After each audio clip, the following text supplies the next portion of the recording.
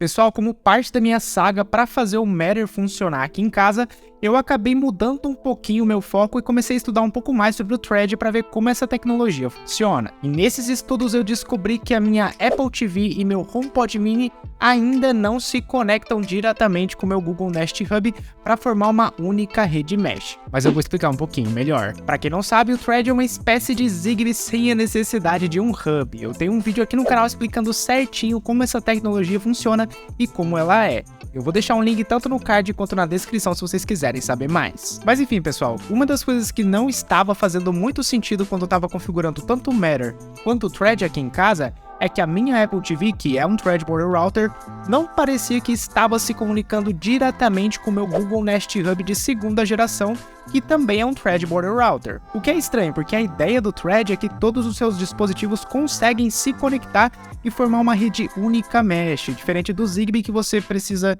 ou ficar somente com uma fabricante, ou usar fabricantes compatíveis ali, que nem sempre são todas, e que acaba ficando um pouquinho mais complexo. Mas não, o Thread deveria ser qualquer fabricante, qualquer equipamento, todos eles se conversam. Foi aí que, fuçando muito na internet, eu encontrei uma maneira de visualizar pelo menos parte da minha rede Thread. Consigo visualizar todos os border routers e as redes que foram criadas. E não só isso, com esse aplicativo que eu encontrei, eu consigo até mesmo ver informações sobre a minha rede HomeKit, minha rede Matter e até mesmo, sei lá, minha rede Chromecast. Tá tudo disponível lá nesse aplicativo. E esse app é o Discover DNS SD Browser. Ele consegue mostrar todos os domínios de rede local dos meus dispositivos.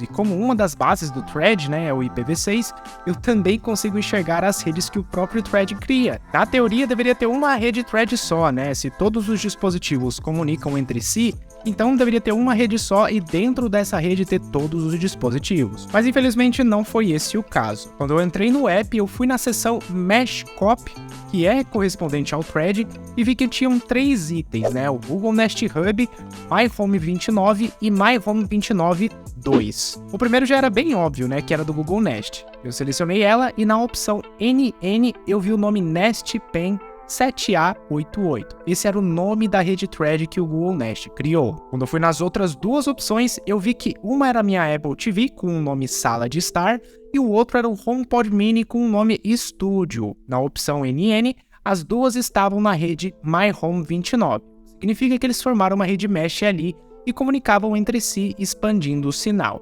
Mas por que não conectaram com a rede do Google também? Foi aí que eu notei uma outra diferença. O Google Nest Hub está na versão 1.3.0 do Thread, enquanto a Apple TV e o HomePod Mini estão na versão 1.2.0. E é aí que mora o problema.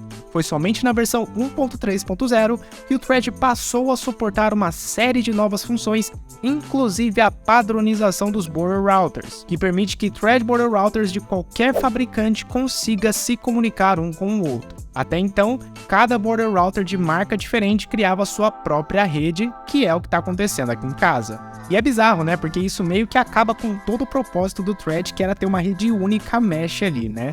Mas beleza, pelo menos agora a gente tem isso na versão 1.3.0. Pra mim ela tinha que ter saído na 1.0, mas tudo bem.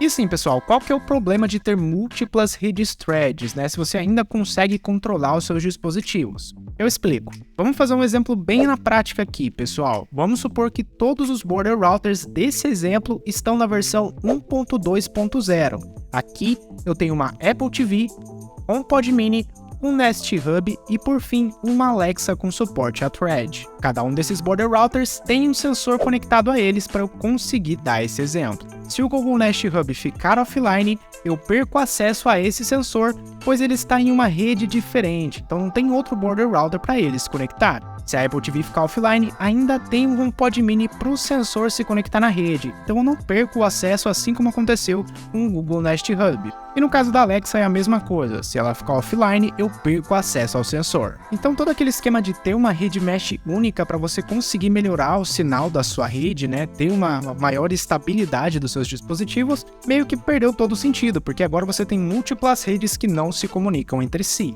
Mas se atualizarmos todos esses border routers do exemplo para a versão 1.3.0 do Thread, a coisa muda bastante. Nesse exemplo, se o Nest Hub ficar offline, tudo bem, ainda tem outros 3 border routers na rede para manter a conexão saudável. Se a Apple TV ficar offline, Tudo bem também, ainda tem 2 border routers para gerenciar tudo. Aí sim, a rede mesh faz sentido. Realmente você tem algo robusto e que vai manter seus dispositivos funcionando normalmente. O problema é que aqui em casa, atualmente, o único dispositivo que está na versão 1.3.0, como eu comentei antes, é o Google Nest Hub. Então hoje eu tenho 2 redes separadas. A boa notícia é que todo device que roda o Thread 1.2.0 pode ser atualizado para a versão 1.3.0. Tudo vai depender da fabricante. Agora vai saber quando que a Apple vai atualizar a Apple TV e o HomePod Mini com essa versão do Thread, né? Se eu não me engano, o Thread 1.3.0 foi anunciado ou lançou lá em julho do ano passado, pessoal, julho de 2022.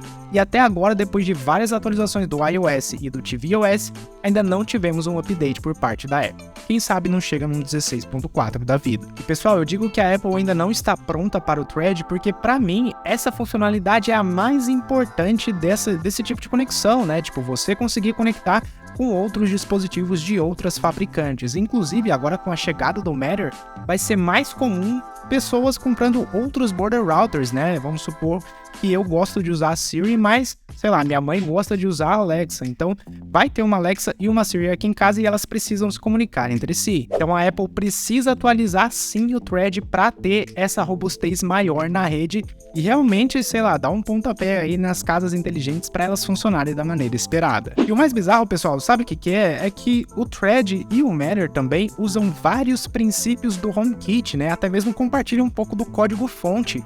Então, eu esperava que a Apple fosse a pioneira em trazer essas atualizações, mas infelizmente não é o caso. Mas o jeito é esperar, pessoal. E é isso. Você tem um Thread Border Router na sua casa? Deixa aí nos comentários a versão que ele está rodando e se você também já tem outros dispositivos na sua rede funcionando via Thread. E se você quiser continuar nesse assunto, eu deixo vocês com o último vídeo aqui do canal que fala um pouco sobre as lâmpadas Essentials da Nanoleaf que funcionam via Thread, mas que infelizmente não vão receber o update pro Matter. No vídeo eu explico tudo certinho o que aconteceu. Vejo vocês por lá, um grande abraço e até mais. Falou!